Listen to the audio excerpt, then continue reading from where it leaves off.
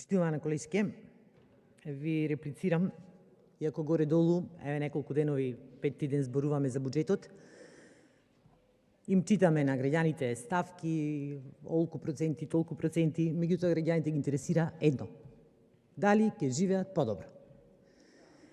И во неколку до сега, ниту еден од власта не ги спомна една категорија на граѓани кои што се викат пензионери, туку ги споменувате само во вашите говори дека социјалните трансфери се толку проценти и дека редовно ќе се исплаќаат плати и пенсии.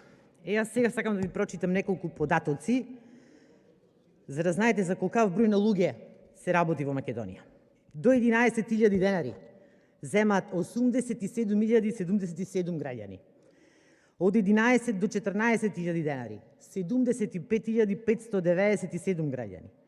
Од 14 до 18.000 68.535 граѓани. Или вкупно 232.209 граѓани земаат под 18.000 денари.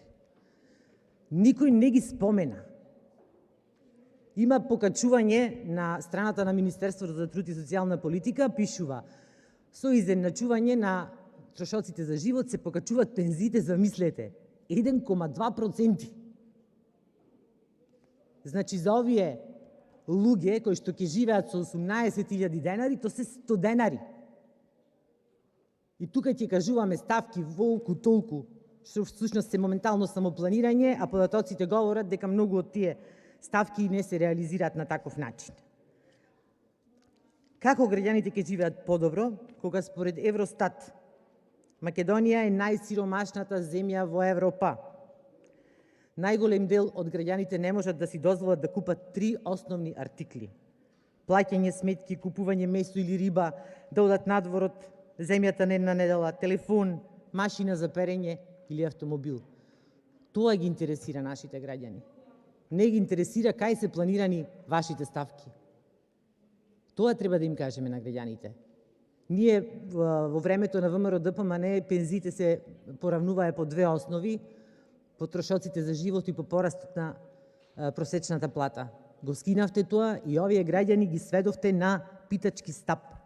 Некој кој што работел 40 години да живее сега во најголема сиромаштија, со најавено покачување на струја, со најавено покачување за 320 денари, сметките се зголемени само во месец ноември. И никој не ги спомена овие наши граѓани во вашите говори. Благодарам. Контрреплика.